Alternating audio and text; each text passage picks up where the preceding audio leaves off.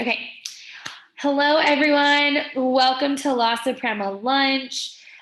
For those of you that do not know, my name is Alex Biddle. I'm the community manager at La Suprema Works and Events. We're a co-working space in Barrio Viejo in Tucson, Arizona. And it's pretty crazy that La Suprema is coming up on our 1-year anniversary in just another month. May 1 is when we opened in 2020. And since then, we've been super fortunate to build an awesome, diverse crew of entrepreneurs, small business members, nonprofits, you name it. We have a lot of different folks here, which is very exciting.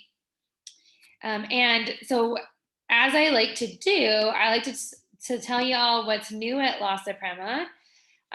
So right now we've been really fortunate to have all of our private suites reserved. But if you're interested in one, we do have a waiting list running. So you can always let me know if you're looking for something in the future.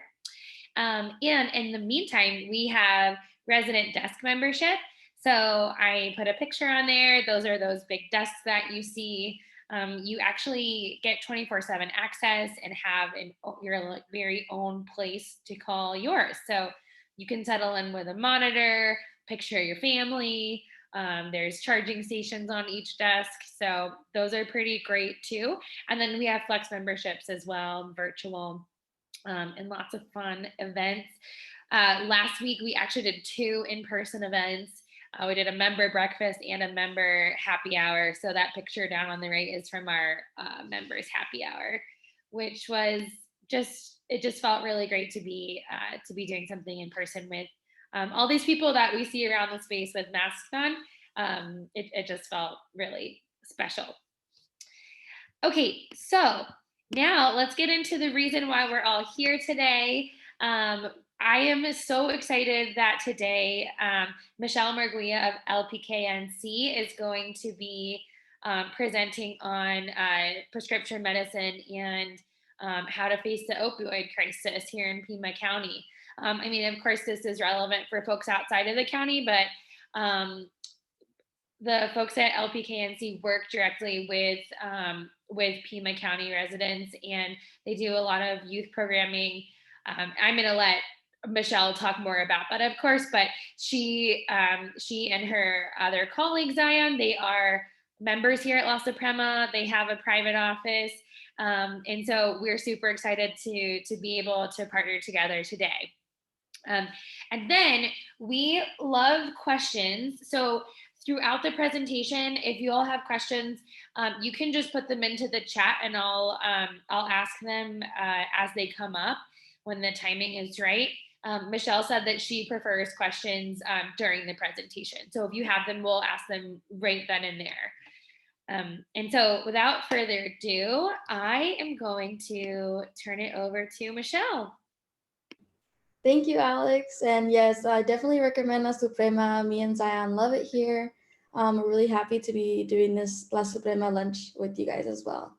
Oh, you're so sweet. Thank you. I'll go ahead and start sharing my screen. Okay. Awesome. It's just loading there. Perfect. Looks great. Okay. So here today, we're here to talk about prescription drugs in Pima County and talking about facing the opioid epidemic crisis. First, I want to talk a little bit about LPKNC first. So I work at LPKNC as a community development specialist. I actually started with their youth groups in middle school and then continued through high school. And then once I graduated high school, they ended up hiring me as a community development specialist, which is amazing that they're supporting their community, hiring from their community. But I really do believe in the message. We try to do prevention around alcohol, marijuana, prescription drugs, and also share awareness around mental health. So we really just want our community to be safe, especially the south side of Tucson. So that's why we're here to talk about prescription drugs. And then we want to thank the Governor's Office of Youth and Family for giving us this grant to be able to offer this workshop. And then also Child and Family Resources, who is our partner in this. So in today's presentation, you're going to learn about why you matter as parents or guardians or even as a person in the community, why kids misuse prescription drugs in the first place, what you can do as a community member or as a parent. So we're going to give you some communication tips that you can use with your own youth.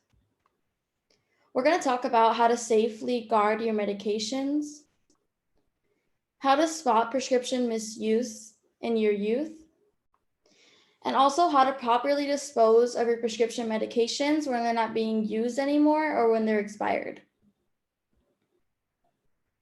So I know you may be thinking that, wow, like, why are we talking about prescription drugs? Like, they come from the doctor, like, you have to have like a parent to buy them. But the truth is that there is a real danger when it comes to prescription drugs. Abusing prescription drugs can be just as dangerous, just as addictive, and even as deadly as using the street drugs. So it's really important that you not only talk about alcohol and marijuana, you also talk about prescription drugs with your youth. So when we talk about prescription drugs, there's different types of prescriptions that youth are using. So there's the legal opioids, and those are the ones that are given by a doctor, maybe when you have surgery, or kind of like they're called pain relievers. And then there's the illegal opioid, which is actually made on the street, sold on the street by these plugs. So the legal opioids are prescription pain relievers like Vicodin, Lortab, maybe you've heard of these, oxycodone, Percocet, Opana, methadone. So those are the legal opioids that youth are able to kind of go into their medicine cabinets, get from their parents, get from their grandparents, maybe when they're like visiting other houses as well, especially because they're not going to think it's you or especially like your grandparents that don't really safeguard their medications. So youth are literally being able to go in and get these prescription pain relievers. And then the illegal opioid is heroin. So that's actually found on the streets, made on the streets, and that's really dangerous. Youth are buying it, and usually it ends up leading in overdose and death. So then again, it's really important to talk to your youth, especially those kids that are in elementary or even younger than that. Let them know that prescription drugs exist. Let them know how dangerous they are. Let them know that they're not supposed to have it without a prescription. Show them this photo, show how similar they are to candy, and how they can be easily mistaken if they're left out, especially if maybe like you separate your pills like on the table or something, put them down there, making sure that your youth and your kids in your house know that to make sure that they check everything they eat before they consume it. And this is more pertaining to like elementary kids or kids younger than that. And then there are youth that are using prescription drugs, but it's not the majority. So the Arizona Youth Survey is given to youth in Arizona in 8th, 10th, and 12th graders. It's given every 2 years, and it's a survey asking them about all these different substances. And what came out of it is that youth are able and are using prescription pain relievers. So this says that 1 out of 11 eighth graders has used a prescription pain reliever without a doctor's prescription. And that gets even smaller when it goes to 10th and 12th. So 1 out of 8, 1 out of 6 12th graders has taken a prescription pain reliever without a doctor's prescription. So we know that youth are using them. So if you think about a classroom of maybe 30 students, 20 students, probably 4 or 3 of those students have taken a pain reliever without a doctor's prescription. And 6.8% with those were within the past 30 days. So we know that youth are able to get them. We know it's not the majority of youth that are using, but we know that if one person has it, they're able to share it or maybe offer it or maybe just get other people's interest in it and also just share it on the campuses. So there is a real danger around this, and there is a necessity to talk to our youth. And then we're not going to talk about the substances and if you're addicted to them, how likely you are to be addicted to heroin. So you may be thinking now, maybe you found out recently that your youth may be drinking alcohol or maybe smoking marijuana. And you may be thinking, well, that's not that bad. Like they'll get over it. They'll get over it because they're young. They're only doing it because they're in high school. Like it's okay. But the truth is that if they start using at a young age, like 13, 14, 15, 16, or even younger than that, they are really, really likely to grow an addiction to it pretty fast. And people who are actually addicted to alcohol and marijuana are 2 to 3 times more likely to be addicted to heroin. 2 to 3 times. And then when it comes to cocaine, it's 15 times more likely to be addicted to heroin.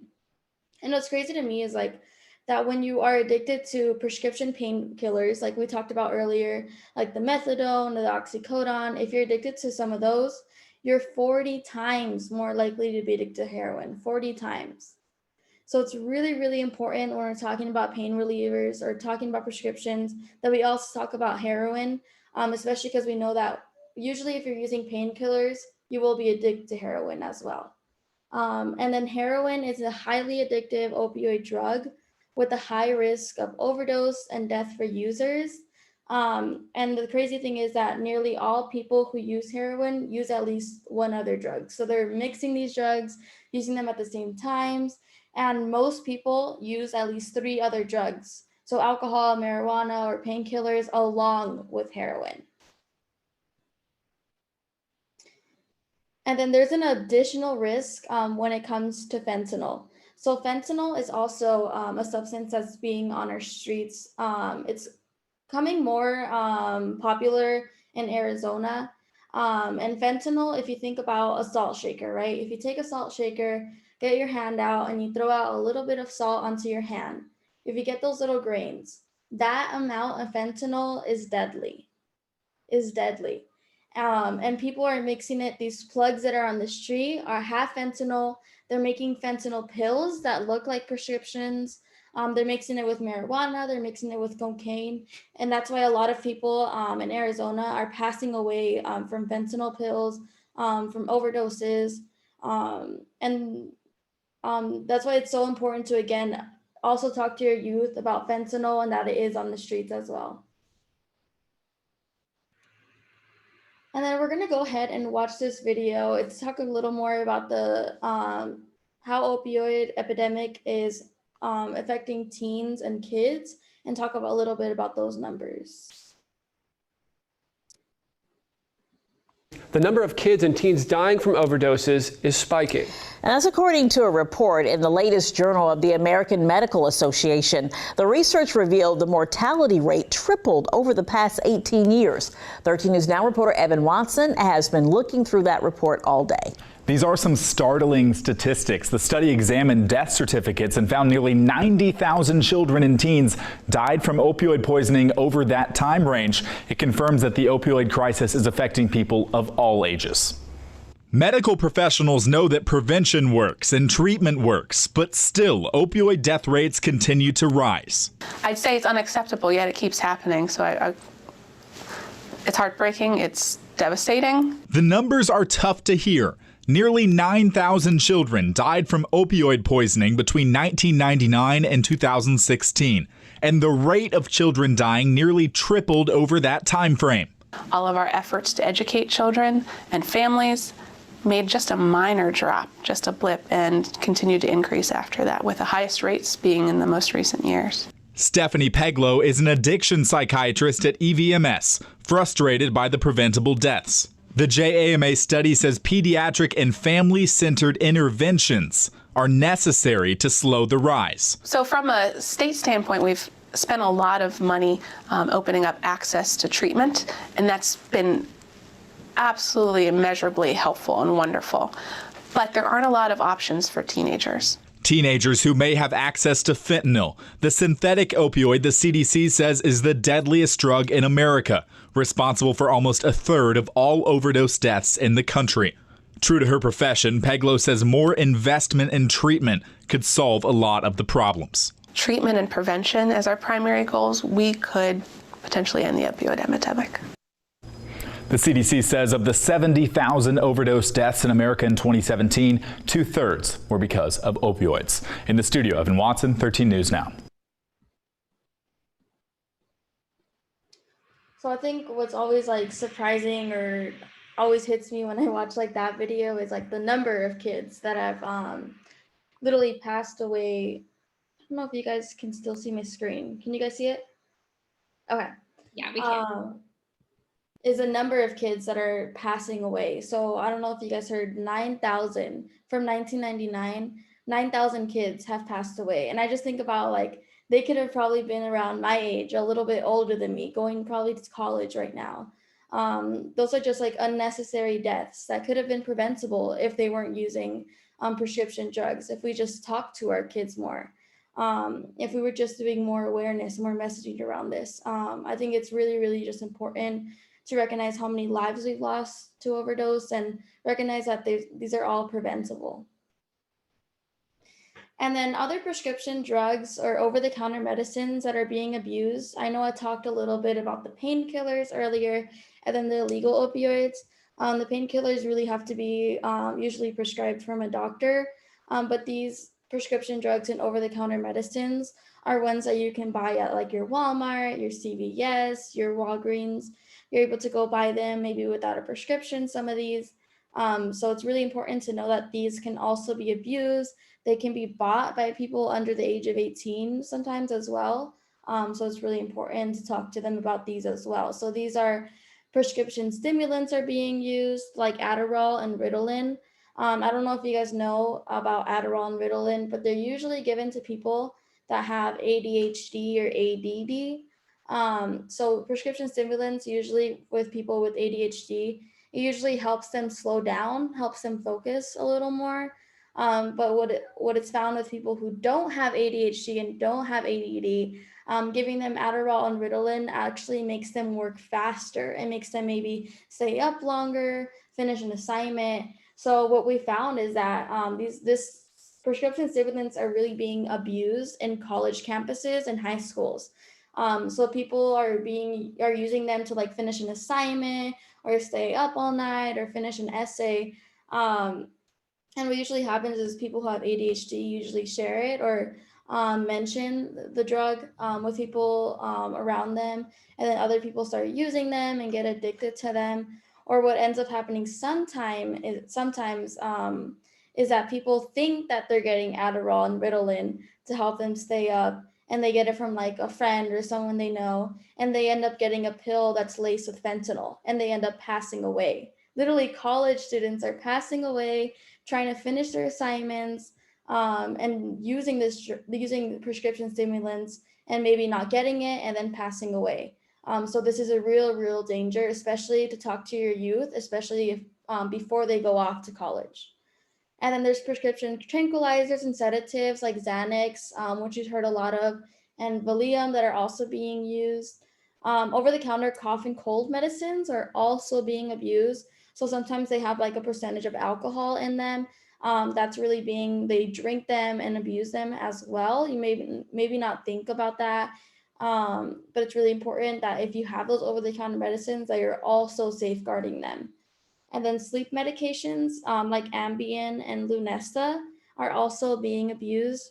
So if you're youth, you know that you give them sleep medications, they have problems sleeping, and you have these medications for them. It's really important that you have the medications, not them, that you're keeping track of them, keeping track of refills, and it's not in their hands, that it's in your hands, because you never know. They might be having like a bad night, or a friend is in their house and they end up using and abusing their sleep medications.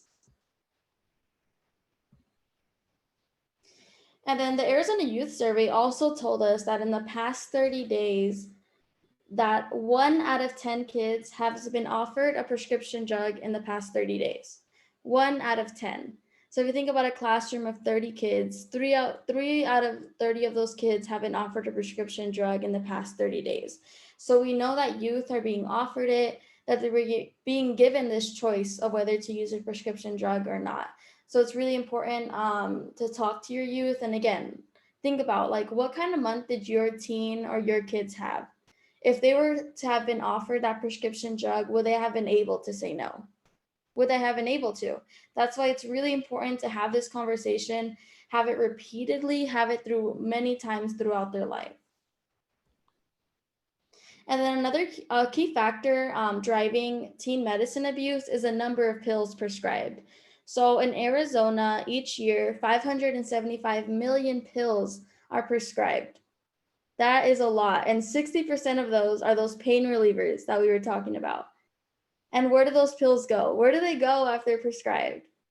They go into your homes. They go into your home's medicine cabinets, into maybe your kitchens or your bathrooms. That's where they go, into your homes. So it's really, really important that when those prescription medications are no longer useful for you, when they're expired, that you're throwing them out. And you're not keeping them or like keeping them forever, which I know a lot of people do.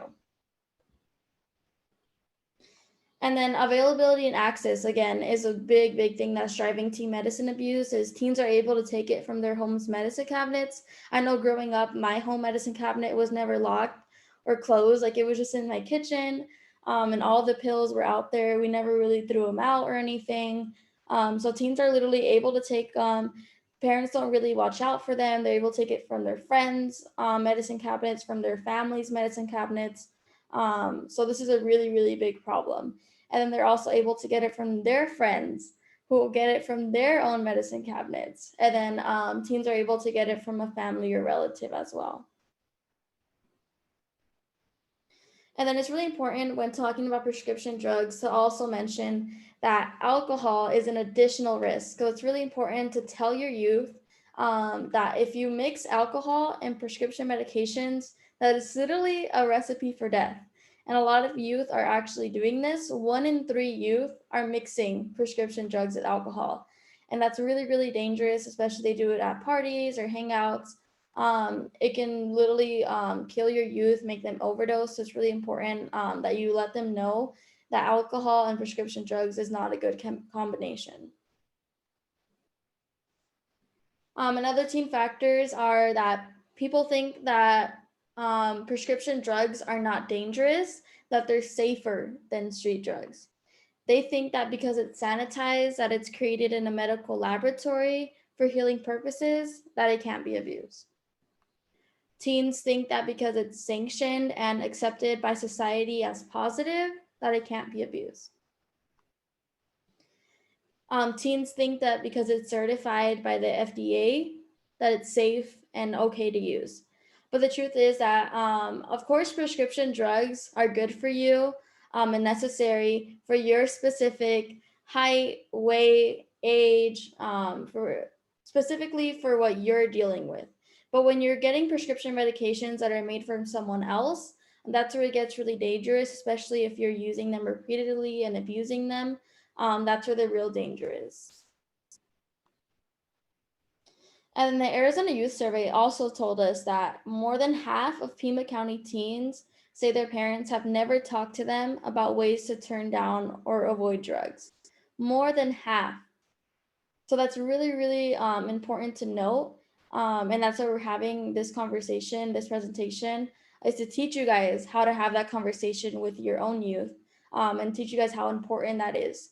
And we know that 1 out of 10 kids is offered a prescription drugs. So it's really important that we're having these conversations and maybe practicing out these scenarios with your youth as well. So some resistance tips that you can give your youth when you're having that conversation, you can also play these out with your youth, is really important. So if someone walks up to them trying to offer them either alcohol, marijuana, or prescription drugs, you can tell them they can just walk away and leave. They don't have to stay there. You can give an excuse or a reason. They can be like, oh, well, it's because I have school tomorrow, or my parents will notice, or I just have a big assignment I have to do, or, oh, I just have to leave. Choose to leave maybe that hangout or that party as well, give it a reason. Make a joke out of it, just ignore it, laugh about it. Something that's really important is to hang out with people who don't use, because usually if you're hanging around with people who use drugs, you're usually more likely to. So having those friends that don't use is really good. Avoid problem situations like parties or big hangouts. Say no and repeat it if they keep pushing. So first off, say no, repeat it, maybe change the subject to something else, ignore it. Offer an alternative like, well, like I won't smoke, but like, why don't we go bowling? Like, why don't we go shopping? Like something else. Give another alternative that you guys can do together. And then it's really, really important, again, when you have this conversation, to work together with your youth. It's not only you having that conversation, but also listening to what they have to say, answering any questions from them as well. And a really good thing to do with your youth is to create a rescue plan between you and your kid. So the rescue plan is how it works is that if your youth ever goes out to maybe like a party or a hangout, and they maybe got a ride from someone, and that person that they got a ride from ends up drinking or smoking or is under the influence, what the plan is that if that happens, that they can then call you, you can pick them up, and you guys don't have to talk about it immediately, but in the first 20 in the I mean like in the next 24 hours, you guys have to have a conversation about what happened, but not immediately. So this is a really good plan to have with your kid, especially to build that trust. Yeah, I mean, you don't want them out at a party worried about how they're gonna get home. You want them to be able to call you and trust you and know that you're there for them. So that's really, really important to have that plan if they get a ride home from someone who is under the influence. And then again, practice how to say no when they're faced with that pressure, and don't just act on impulse. Pause and think of options and then act when maybe you find out that your youth maybe snuck out or went to a party or maybe is using drugs. It's really important to take a couple of minutes to kind of think. Don't react. I know you might get mad like really, really fast, but it's really important to take those couple of minutes and just like chill. And then I'm gonna also share with you guys what's called a parent talk kit, and it talks about how to get the conversation started. It talks about drugs, alcohol, prescription drugs. It has age-appropriate conversations and scenarios for parents and their children, so you're able to kind of go through these prompts that they have, and I'll be sending this to you after this. And now we're going to talk about how to spot prescription misuse and abuse in your own youth. So these are kind of like changes to kind of watch out for in your youth while they're kind of going and growing up. So first of all, again, missing pills. If you notice that your pills have been missing, maybe your bottles have moved, bottles are missing, that's really, really important, again, to keep track of those. And notice if any of them are missing, that may be a sign that they're using. So if they come home from like a hangout or come out of their room, or if you just notice that they have kind of a slurred speech, they're not really able to speak to you correctly, really acting a little out of the ordinary, but you don't smell alcohol, you don't smell marijuana, it may be a sign that they are using prescription drugs. So if you've been noticing recently that maybe your relationship with them is kind of been deteriorating, you're not as close anymore, or with the other family members as well. They're less open and honest. If you've noticed that they've been kind of maybe spreading some white lies or telling you white lies, just not being as open or not even talking to you as much, that may be a sign. And then also if they have abrupt changes in their friends groups, or maybe also in their behavior, that may be a sign that they're using prescription drugs. And then if you notice or are able to kind of like discover that your youth is using prescription drugs or marijuana or alcohol, I'm going to talk about 5 ways to take action. So first, it's important to, again, focus. You can do this. It's important to not panic, but it's important to obviously act right away. Don't wait a couple days. Don't wait a week. Don't wait a month. It's important to act within that day that you find out, because maybe they start using more because they're so sad or so mad that you found out. Being able to have that conversation immediately and stopping them from ever doing it again, or maybe trying to stop them, is really important. And then again, start talking is the next step. Let your child know that you're concerned and communicate your disapproval. It's really important that you just let them know that this is really against your rules and that it's really dangerous, that it can lead to addiction, especially if they're using at a young age.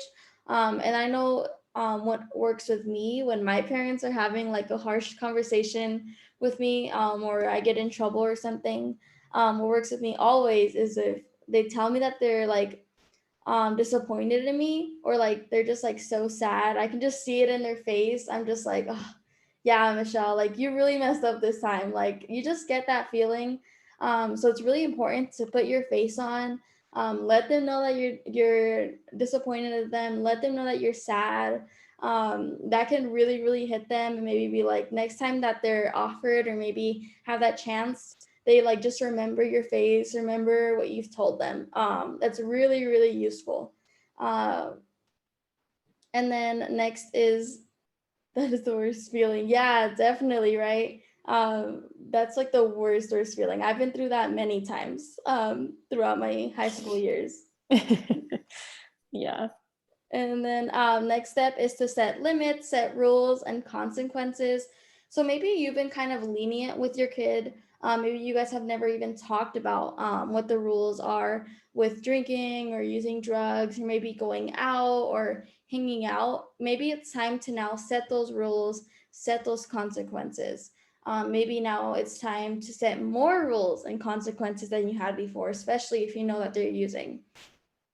Next is to monitor, look for evidence, make lists, keep track. Not only keep track of your prescription drugs, but also your alcohol. I know a lot of us, or a lot of parents have liquor cabinets. Make sure to also keep track of those. Making sure like they're not replacing it with water or stealing bottles. It's really important to, again, make lists, keep track, look for evidence of every substance that you have in your home. And then the next step is to get outside and professional help from your doctor or your counselor. It's important that you know that you don't have to do this alone. I know sometimes it's really scary knowing that your youth or your kid might be using, but knowing that there is outside and professional help for you to use or for your youth to talk to.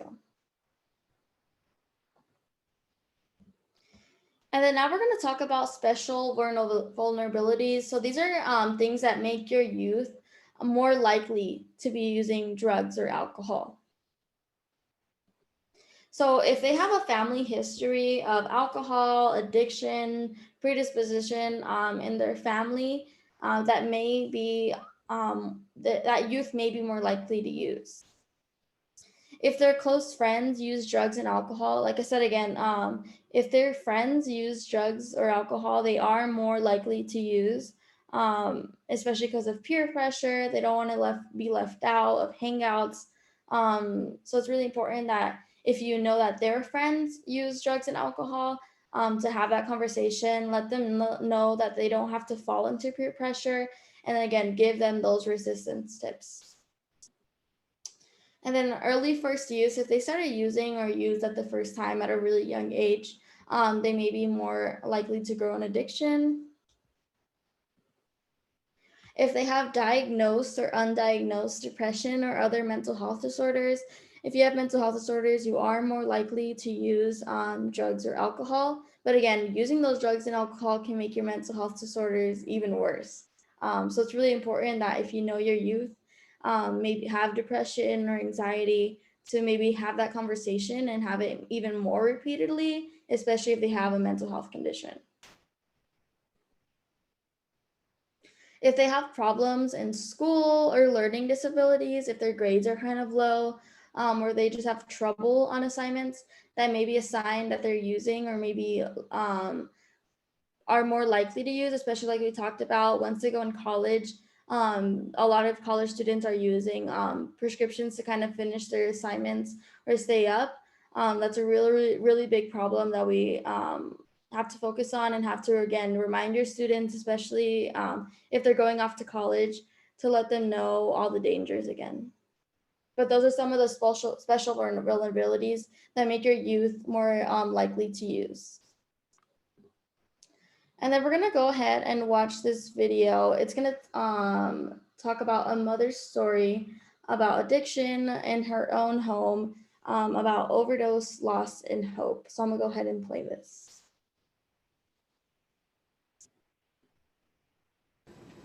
She had a great smile. We did a lot as a family. We went camping all the time, boating on the lake. She was really a typical kid, very involved at school. She was a cheerleader and a competitive dancer and a black belt in Taekwondo, and I was there for all of it.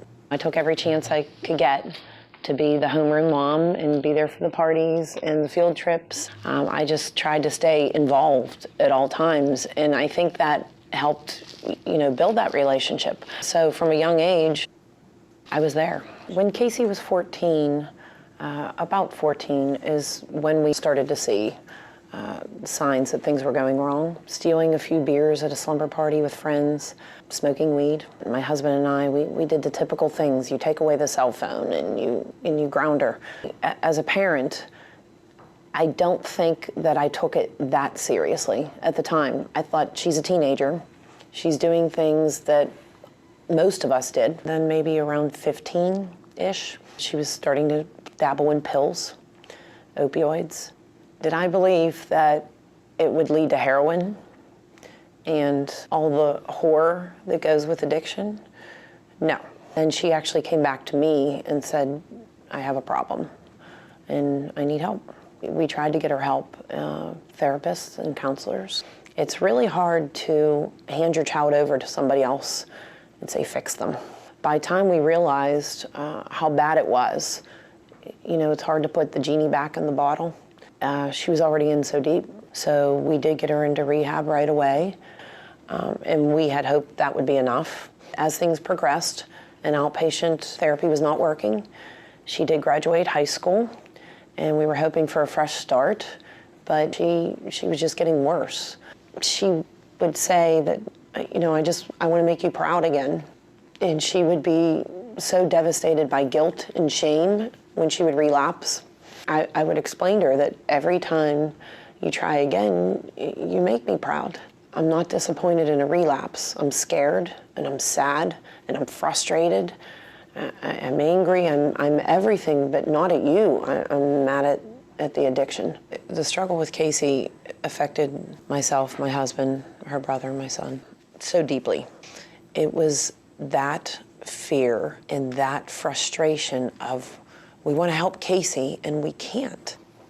You actually kind of become addicted to trying to save them. It was my own form of addiction, was worrying about her 24 hours a day. You talk about how people wait for that phone call.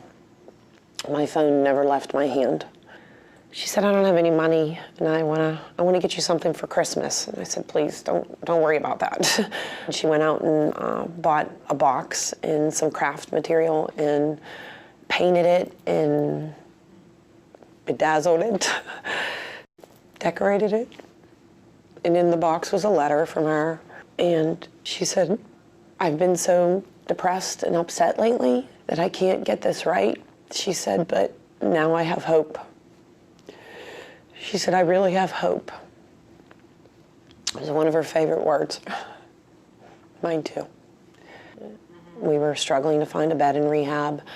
Insurances got in the way. So we found a lot of obstacles there, unfortunately, and it's very frustrating to me because when an addict wants help, there should be no barriers, ever. So she was continually keeping herself afloat, treading water, while she was waiting for rehab and packing. We had settled a rehab facility, and she was really excited about going and starting this new life, and unfortunately, she overdosed the night before. Literally sitting next to her packed suitcase. She had seen an honest obituary, what people would refer to as an honest obituary of somebody who had died from addiction, and they stated that in the obituary, and she sent it to me. And she said, did you read that link I sent you? She said, would you do that? She said, if something ever happened to me, would you be honest? She said, I would want you to. She said, don't say suddenly. Don't say suddenly. Tell them my story. The secrets will help nobody. I wrote the obituary and it was so hard. one of the hardest things I've ever done. I just wanted to tell people how she never wanted her addiction to define her, that she was more than that. But I wanted to be honest. I had just posted it on my Facebook. I had never imagined the way it would go. I was getting messages from all over the country, then from all over the world. The news started calling. So many people connected with this epidemic. Casey will always be special to me, but was she any more special than the other 64,000 people who died last year of an overdose? No, there's tragic stories everywhere. And I think, how can I inspire them and how can I give them hope? And I realized that they're the ones who inspire me. Because after I speak to them, they let me know that they heard me. They didn't just listen, they heard me. A lot of the messages I received were families, some of them who lost their kids, people in addiction who said, I have Casey's obituary in my pocket and I read it and it keeps me going. Or I have Casey's obituary hanging in my mirror and I read it every morning. Or I read Casey's story and tomorrow I'm going to seek treatment. My response was, don't wait till tomorrow, do it today. My job is to put a face behind some of those numbers and remind people that those 64,000 people, they were somebody and they were loved. And there's other numbers that we need to embrace. And maybe if we start counting the number of people in recovery instead of the number of people in the morgue, you know, we could really start seeing a turnaround and give that hope more. I just feel that if I can do anything to help one person, then all of this that's happened since Casey died would be worth it, because there is no such thing as just one person. She really wanted to save everybody. She just couldn't save herself. I try to reach people and remind them that, you know, if you're still breathing, if you opened your eyes this morning, then you have that chance. Don't waste it. You know, where there's breath, there's hope.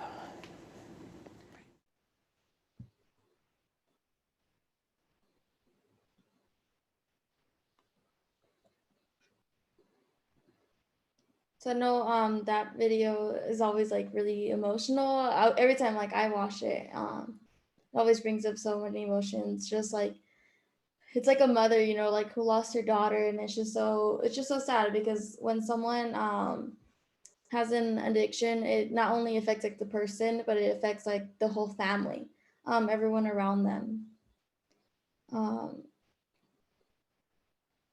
Definitely back tears. Yeah. The first time I watched it, I think I had a couple tears for sure. But yeah, just like thinking about like how she was about to go off and get help for it the next day, and she ended up passing away literally the night before, which is so disappointing. And they were trying to get treatment for so long, which is always a struggle, especially because of cost, transportation, not knowing where to go. This is always a problem that's out there, but there are a lot of places that you can go to that can help you with addictions. It's really, really important to just like support each other, support our families, especially like how that mother did with her daughter, not really being mad at her, not kicking her out, but supporting her and trying to get her help through that addiction.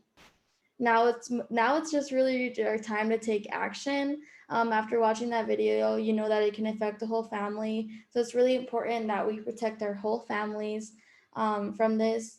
So first, you have to learn about medications that kids are abusing.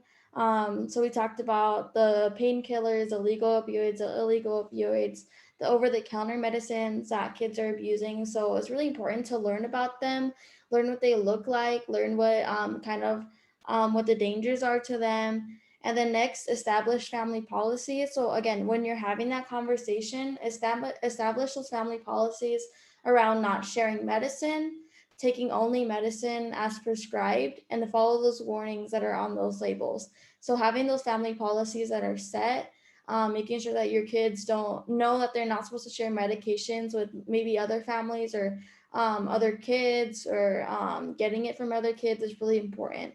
And then next, talk to your kids about their risks that they might have of their first time using a painkiller.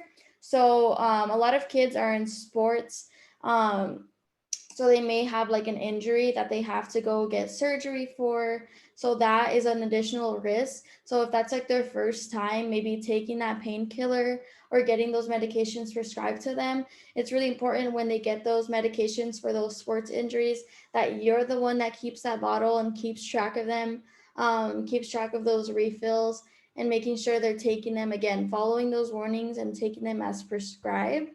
And then if they have, your youth may also have oral surgery, like getting like their tonsils removed or something like that.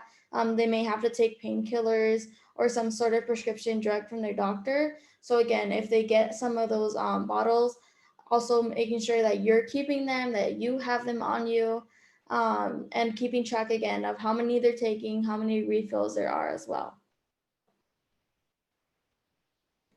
And then safeguarding your medications at home is your next step, and ask your friends to do the same. So take inventory of the prescriptions and pills that are in your home. So right now, maybe if your home prescriptions are in your medicine cabinet or in your bathroom, now it's time to take inventory, keep track of refills, and now again, don't leave your prescription drugs out in the open somewhere where your kids can reach them. So it's really important that, like, remember when you had like babies or toddlers, you would always lock the sinks, lock everything that they can reach. It's important to treat your medications and also your alcohol exactly like that. So lock them in a secure place. And then these are called medlock bags. So these are things that we hand out in the community that you can put your prescription pills in there, your syringes, even your toothbrush and your floss. And it even has like a little place to keep track of the week. So you can have one of these. Again, I'm gonna send you guys an email after. And I'm also gonna put my email and my phone number in the chat. So if you want one of these medlock bags, especially if you know that in your own home, all your medications are in like your medicine cabinet that's not locked, now taking this chance to get this medlock bag is really important. And they come with, go ahead. Oh, just a question, Michelle, could folks pick them up here if they wanted to, or would you be sending them? Yeah, like they could definitely pick them up here, or we could probably meet somewhere. I'd definitely be the contact for that. But yeah, we can definitely pick them up here. I don't have them with me right now. They're in our storage unit. So you just have to message me and ask that you want one. And then yes, you can definitely pick one up here. Sounds good. And then, so it's important to not only lock up your medications, but dispose of your medications that you no longer use or are expired. So you can drop off your medications at a prescription drug drop box. So they have these at your local police department. They even have them at Walgreens or CVS. So they accept unused, expired, or unwanted medications. And then if you want to maybe look into more Dropbox locations, you can visit www.dumpthedrugsarizona.org. It's www.dumpthedrugsarizona.org, and it'll come up with all these Dropbox locations that you can go to.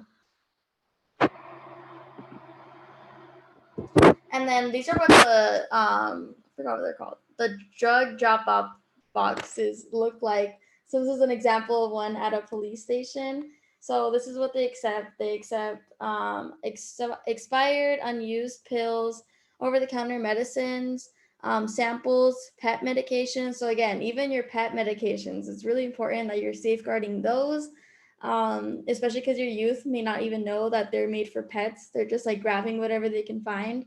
So again, it's really important that you're even securing and getting rid of those medications when you don't need them. They also accept vitamins and supplements, and then they don't accept sharps, creams, or liquids. And then if you can't get to a Dropbox or a take back day, so take back days are actually events that organizations put on where you can kind of like take back your medications. And we have these as LPKNC throughout the year. And if you aren't able to get to either a Dropbox or a take back day, especially if you live kind of in a rural area, You're able to, if you have your medications, mix them with coffee grounds or kitty litter, put them into an empty can or bag, and then throw them in the trash. So it's really, really important that you guys know to not pour down medicine down the drain or flush it down the toilet. That really does contaminate our waters. So it's really important that you're mixing the medications with coffee grounds or kitty litter, putting them into an empty bag, and then throwing it away in the trash. So that is how you safely dispose of your prescription medications, in case you haven't known that before.